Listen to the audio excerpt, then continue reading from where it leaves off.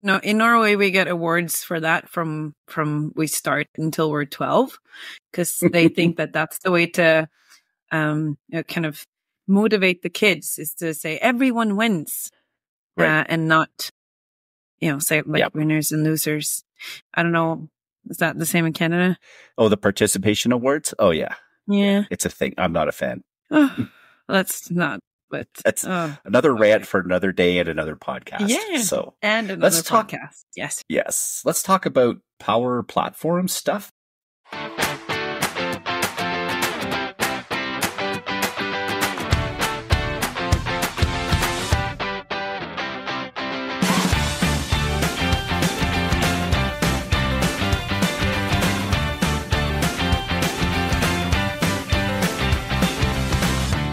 Hello, everyone, and welcome to the Power Platform Boost podcast, your timely source of Power Platform news and updates with your hosts, Nick Dolman and Ulrika Ackerbeck.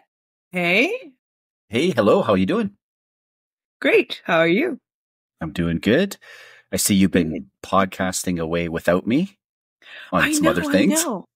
I know. I'm having such a good time.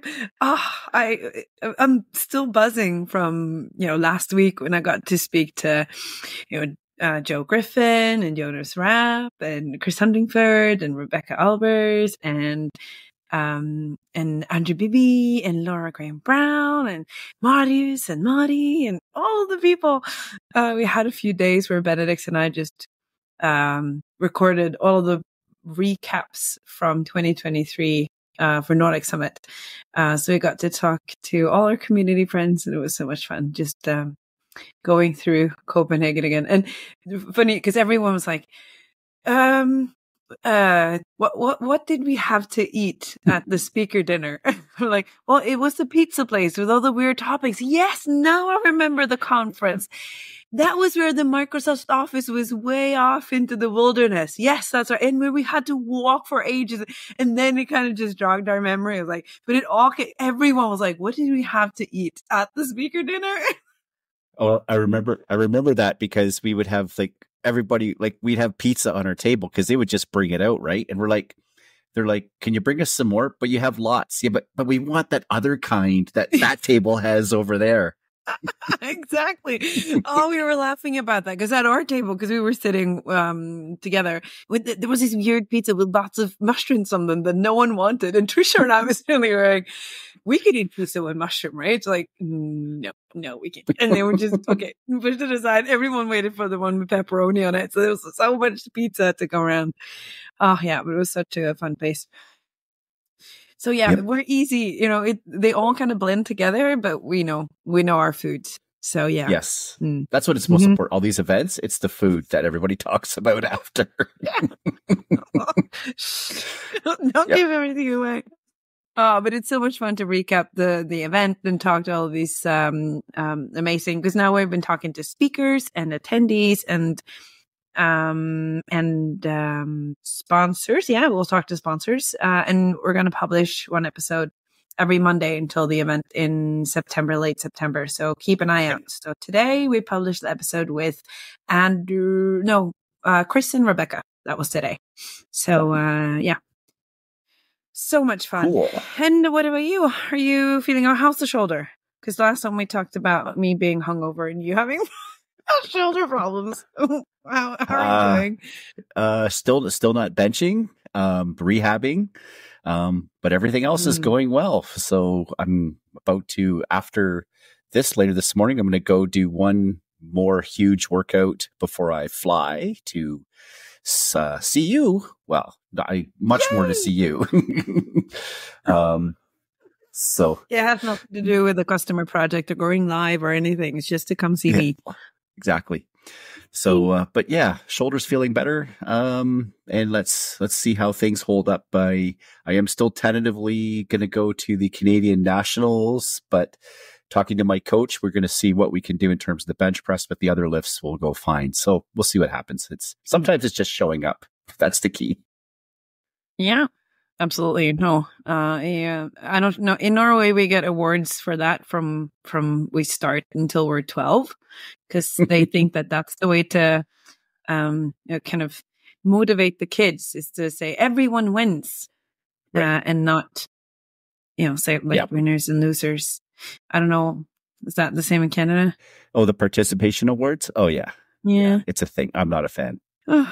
That's not. But that's another rant for another day and another podcast. Yeah. So and another podcast. Yes. Yes. Let's talk about Power Platform stuff. Anything happening there?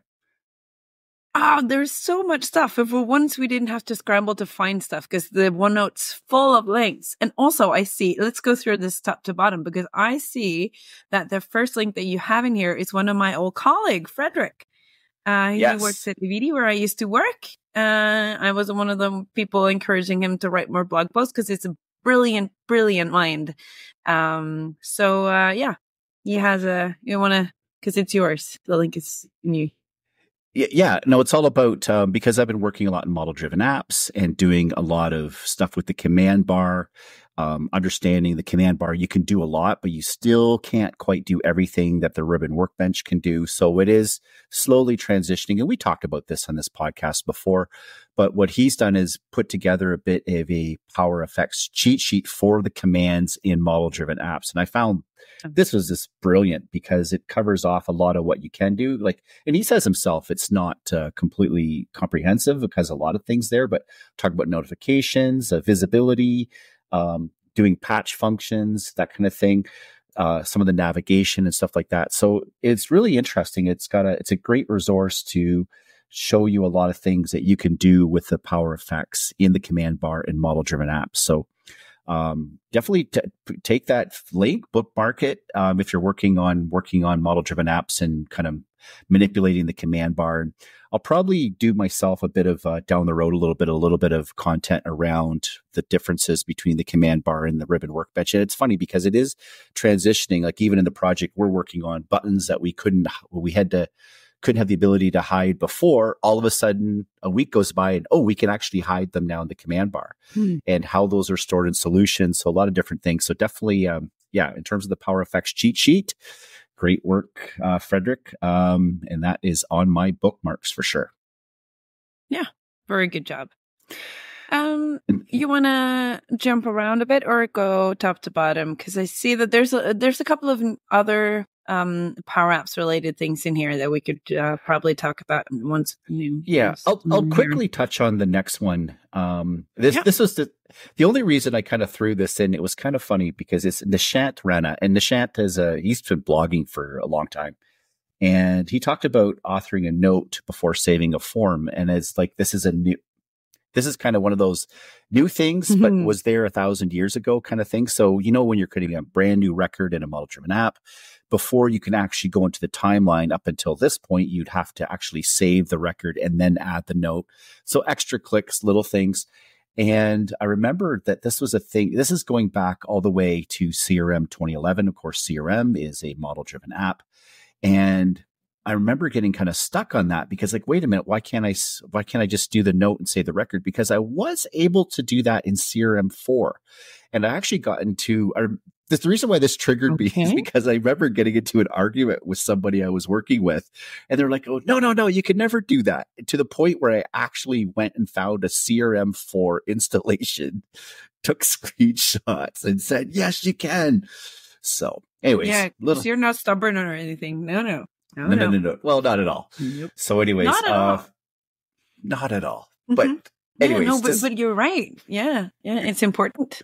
And to be fair, I would tell you exactly the same thing. If someone came up to me and said that now you can attach a note to a record before you save it, I would say, no, you can't do that because you need that parent, because it's a relational thing, right? You need to relate the note to then the parent node needs to exist before you can create the child. It's pretty logical in my head. I didn't know that this existed back in the day. Yeah. So anyways. So how does it work? How does it work? Well, it's just it's pretty straightforward. You just, you have to, it's something you have to enable, when you're configuring your form now, which is cool. And then, so basically, so it's on the form specifically. It's a form featured specifically for a specific form. In the model, when you're configuring your model-driven Power App. Okay. It's a little button that says enable to author a note before saving the form.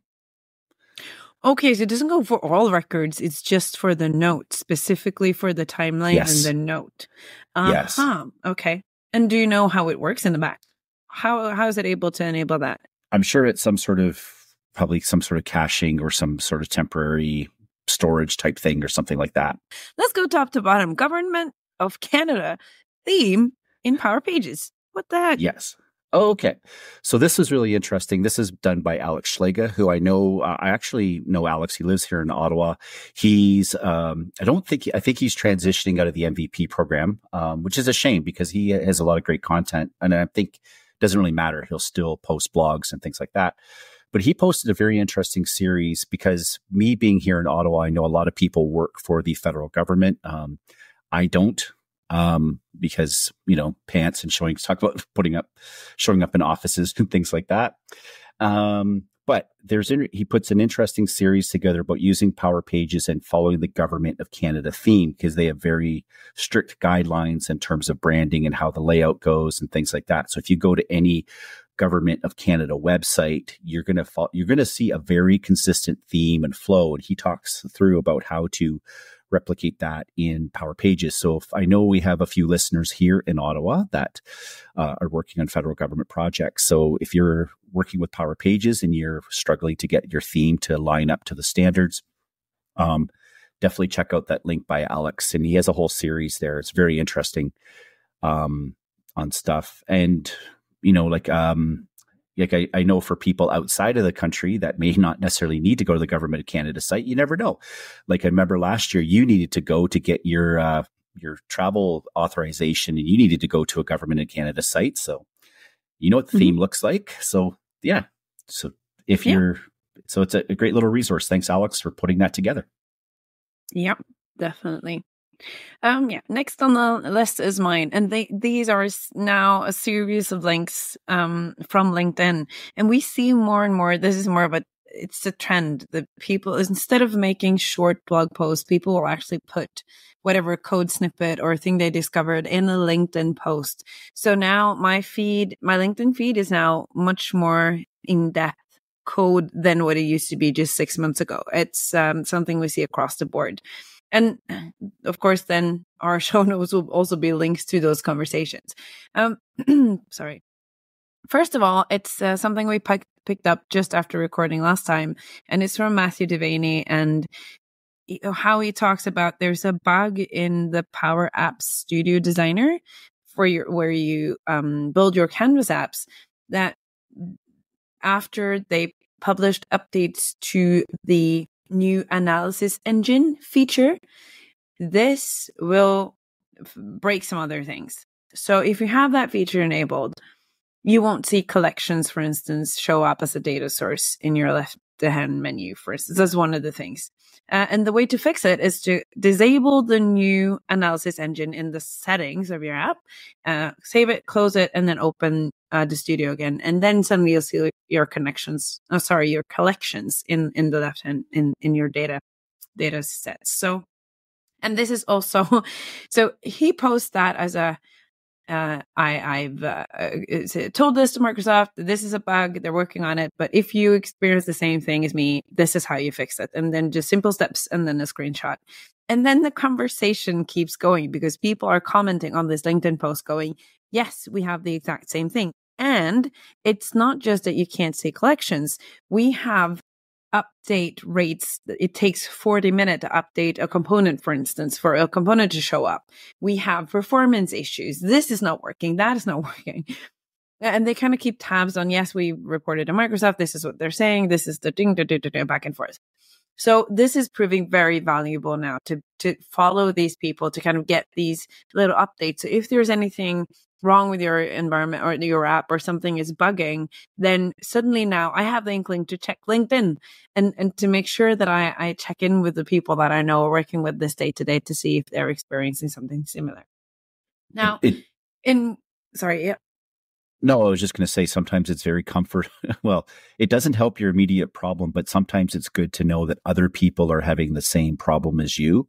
And that way, if multiple people are having that problem, that means that a fix will get much quicker in place, or collectively you can find a solution or workaround, as opposed to being out there all by yourself working on something.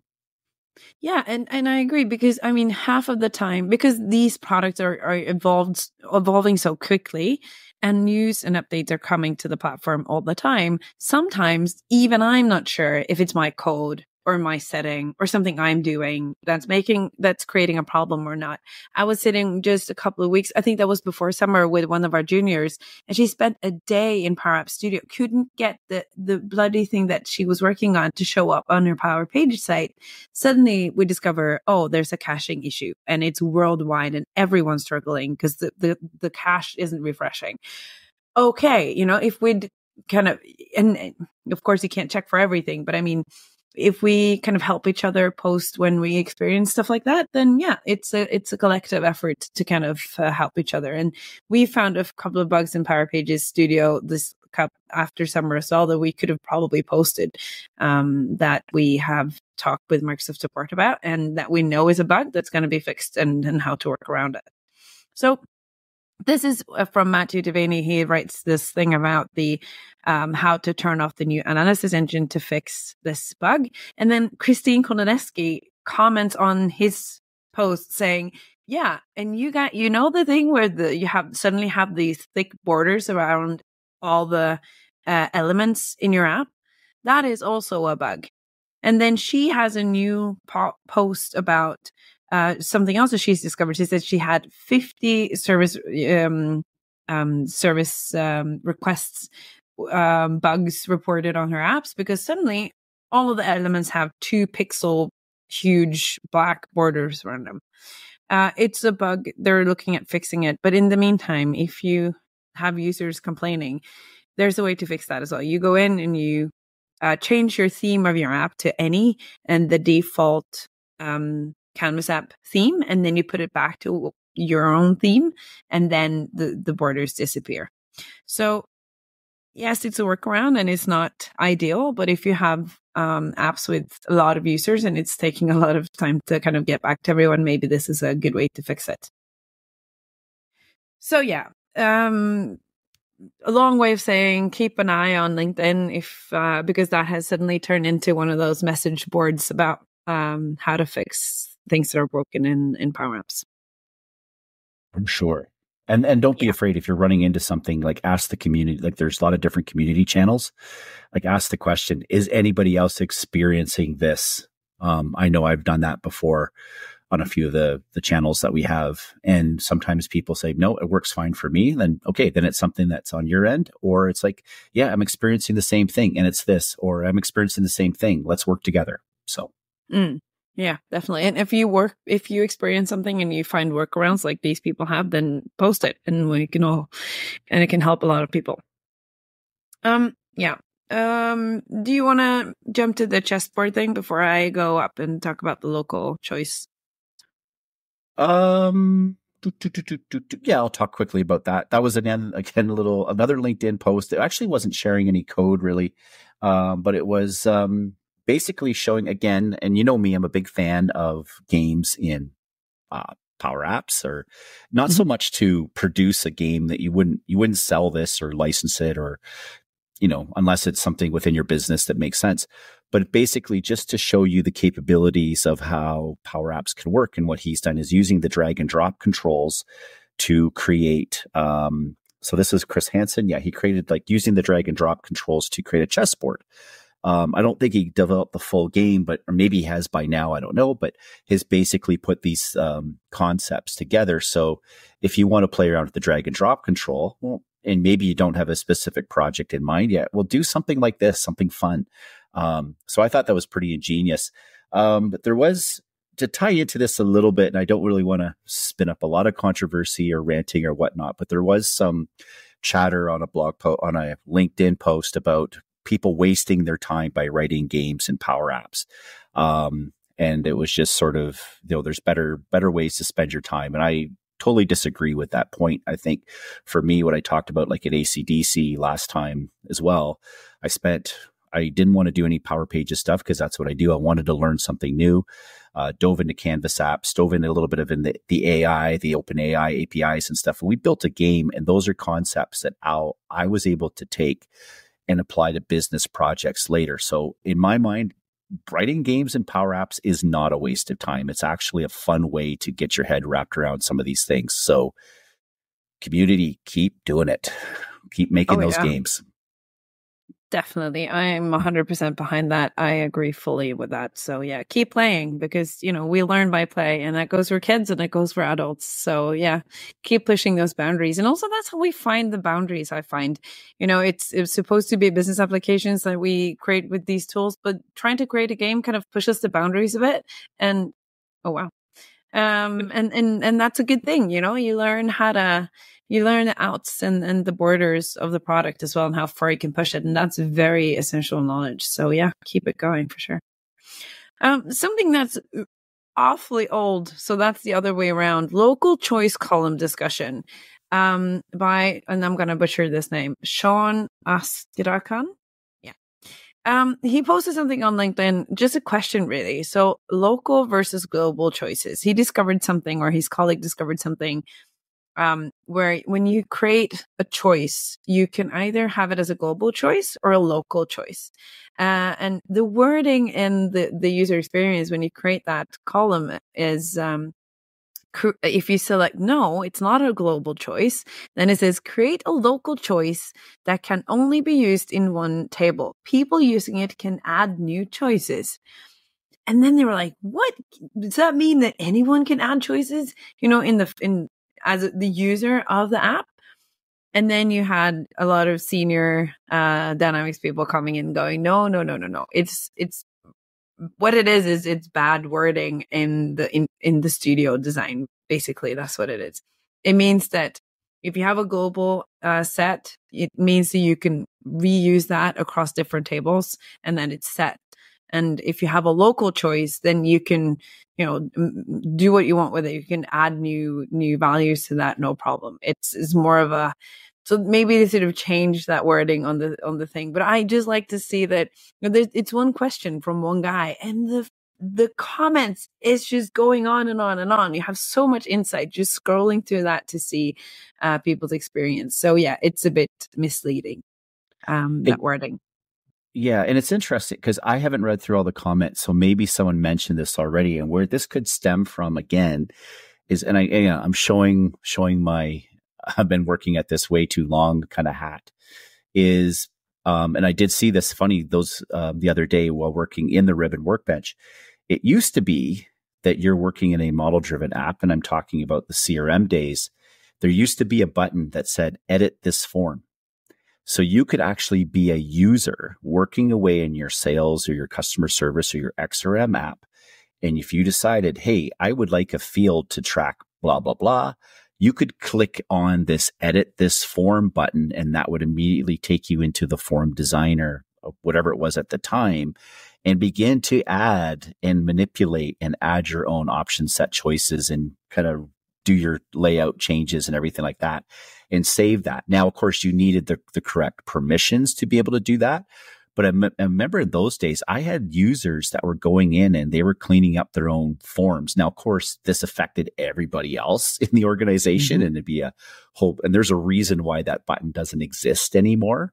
So I'm just wondering if this was just sort of one of those things where a bit of a holdover to the days of, modify your CRM however you want to do it kind of situation. So yeah. I remember that. And Parvis Guarma, he also made a comment that people using it refers to makers, not the end users of the app. I think that's kind of a good way to look at it. And and also if you had that option, now that we have the ability to turn off customizations, that would create an unmanaged layer. And in production environment now, if you've prohibited the creation of unmanaged layers, your users wouldn't be able to make changes like that at all. They would be prohibited from making any kind of changes. So that is that's kind of the summary on that. And yeah, clear that up. So that's very good. And also, you want to continue with the Copilot one? Oh yeah, it was just a bit of a shout out to Daniel who posted this link about this. I mean, again, this is really more of a call out to Microsoft Learn, the Learning Pass more than anything. There's always the thing that you and I hear all the time. Well, how do you keep up on all of this stuff? Where's the best way? And yeah, there are a lot of training, of course, workshops. Part of the Boost Quest this week, we talk about workshops at various events for learning, but one of your main sources should be Microsoft Learn. You should have set up a profile, go through those learning paths. Sometimes you can do them pretty quick, and it's a great way to get ramped up on some of these things. And another one, of course, there's a lot with Copilot. Of course, it's changing quite a bit. I was looking at one of the learning paths, and it's like, these things are, what I see in my screen is a little bit different because, of course, it's hard to keep up. But Daniel pointed this out about extending the Microsoft Copilot for Microsoft 65 with Copilot Studio. So it's now kind of taking this to the next level where, using the Microsoft Copilot for M365, we now can extend that even further. Copilot Studio is becoming, I think, growing beyond the Power Platform in terms of what it's there for, which is amazing because, a year ago it was just, it was like the PVA editor. And now it's this whole huge thing that's kind of growing. It's like Power BI. It's kind of almost above and beyond what the Power Platform is. So definitely check out those learning paths. Check out this learning path. I plan to go through it myself at some point. I have a bit of a queue going. But yeah, a lot of great content. And I like there. that. You can you make your own collection and you put stuff in queues. So you add it to collection, then you can go through it later. I think that's, it's very good. I'd like to do that as well.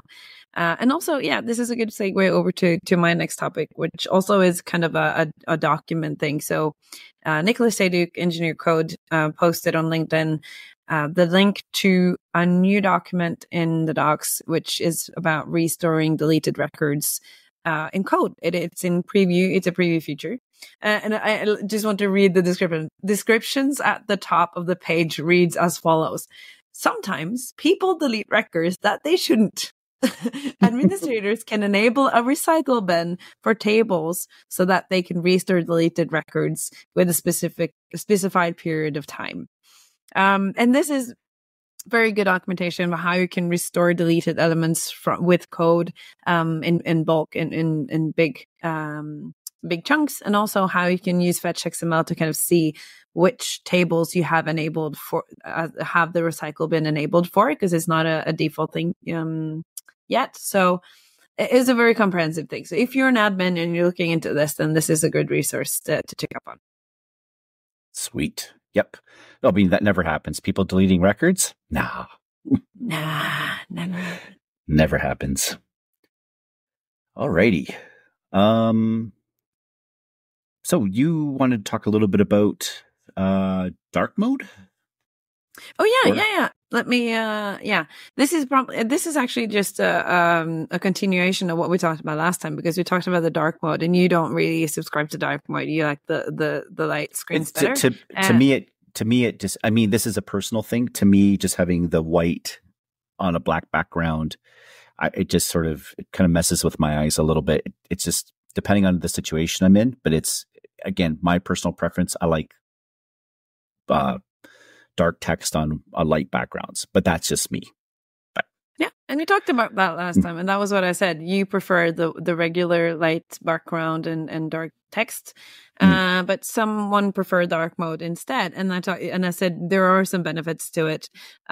People claim that it saves battery and it reduces eye strain. And funny enough, the next day, Anya Black, which is she's actually called, it posted one of her very cool pages things on LinkedIn. And she posts these quite often, and she reposts this as well. So it comes up quite often, and they're always light and easy, and it's always informative. So one of the ones that she posted very soon after we recorded the last time was about dark mode, and also not just the benefits, but also how to do it right. Because it's not just to invert the colors that you're using. It's not just about putting the black background and then putting the white text on it. And also make sure to never use pure black and pure white.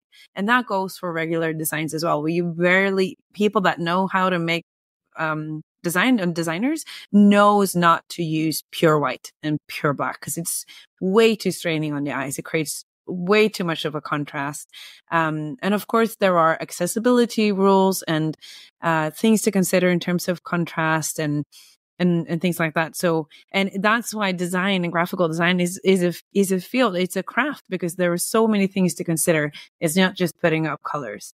So I think, the post from Anna is very good and very informative. And it was something we talked about last time. And also I enjoyed listening to the Sprint Zero podcast that had Anna on as a guest last week or the week before that. So getting to know her a bit better and hearing her talk. And it was a very good episode and I really enjoyed it. So that's 2 links in the show notes for you to pick up. Yeah, no, so I love the Sprint Zero podcast. It's those, we don't do interviews on our podcast, and it's because there's guys, well, because we have our own format, but there's guys like, John and, Matt, right? They do such an amazing job. And of course, Keith and, Mark Smith and a bunch of others. The interview style is, it's a very popular format, and it's a great way to get to know all these folks in the community that are doing these presentations, these blogs, all this content. Yeah. And I must say, interviewing people for the Nordic Summit podcast, it is a lot of fun and I really enjoy it. So if I were to do another podcast, I get why so many people want to do those interview style podcasts because it's a lot of fun. And we get to do that at Nordic Summit Live as well, right? And then we have a live podcast recording. No, 2 things. We have a live podcast recording session at Scottish Summit. So then we're doing live recording of our podcast there. And also we're going to interview people at Nordic Summit. So that's going to be lots of fun. Because you do know that you agreed to help me produce the podcast at Nordic Summit. I did agree to that. I didn't know we were interviewing people, but it's all good. You know me, I'll roll with it. So I'm all there. 100%. Yeah, that's good. I make a lot of, as you have made in the past, which we still aren't agreeing on. You make arrangements on my behalf and I make arrangements on your behalf. It's kind of what we do. Yeah, it works out, usually. It works out. Okay. And then next thing on the list is something from Scott Sewell. Yeah, so I'm not sure if you don't know who Scott Sewell, I know you know who he is. Yeah. But if you don't, he's an amazing presenter. He now works for Microsoft. He's I think black belt, really in more of the Power BI data intelligence space. And he put together a really cool video on Build This With Me. So kind of follow along with Scott and real-time intelligence, stream data to Dynamics 365 and Power Apps, touches on Power BI and some of the other new technologies. So really fun, entertaining video. And Scott's an amazing presenter. So if you're ever at an event and Scott's presenting, definitely check out one of his sessions because they're a treat. Yeah. And he's going to the... Sorry? I was just going to say, and super nice guy. Yeah. And he's very busy this fall as well. He's going to, because he was supposed to do a workshop for Nordic Summit, but then he got double booked. So he's going to cruise around the Nordics doing, I think he's doing a workshop or a session at the Fabric event in Stockholm first. And then he's coming over to Oslo to do his presentation on Fabric, and analytics at Nordic Summit afterwards. So it's going to be lots of fun.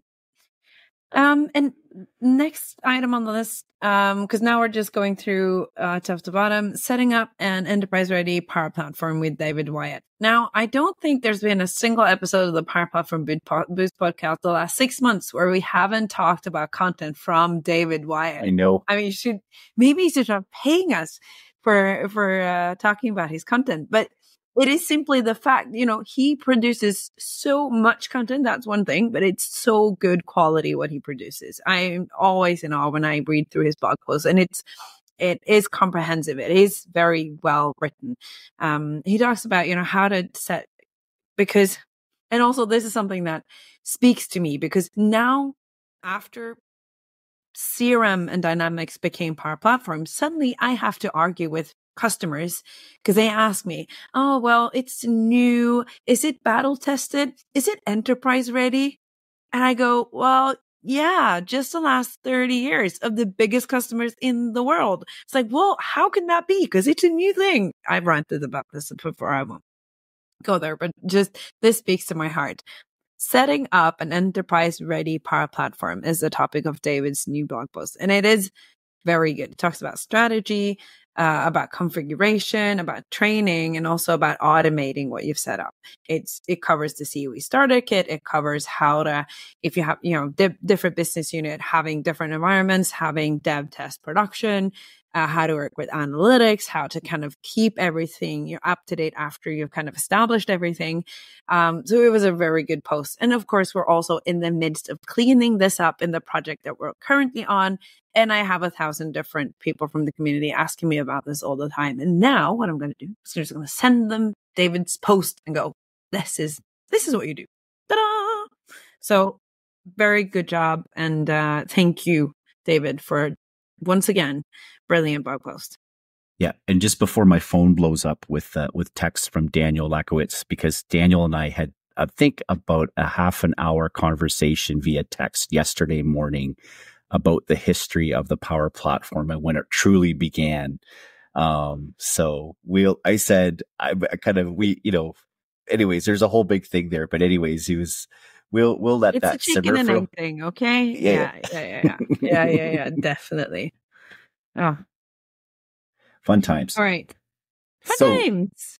Last couple things, just to quickly wrap up, very closely related, basically talking about JavaScript on Power Pages. As we know, I mean, yes, Power Effects is coming. We can do a lot with Liquid, but at the end of the day, if you're building Power Pages and you're trying to extend it even further, you're going to want to know JavaScript, because that's really the development language of the web. Two articles that I saw, one from Enogic about adding custom buttons on an editable grid within Microsoft Power Pages. So talks about how to add the button and the code behind it to kind of further manipulate an editable grid, which is really cool. And then the other interesting was from, of course, another post by Nicholas Hayduke about the calendar click event. So as we know in Power Pages, you can render a view as a calendar. You can't really set that up in the design studio. This is still going back to the Power Pages management app to enable that.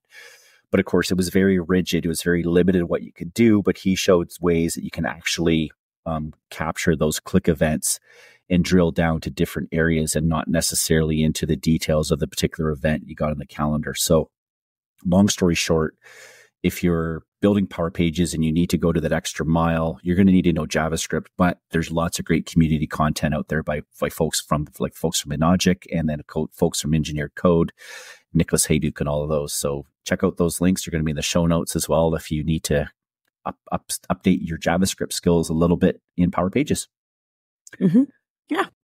Perfect. Great resources for sure. Then it says Nick renewed his certs. Yes, is that from last time, or is this? Yes, no, because last time. We talked about it last time that you renewed your certs online. So I dove in one day and I did the PL200, which is the functional consultant associate, and then also the PL600, which was the solution architect, getting those. So I'm good for another year. And I'll still need to do the developer one at some point.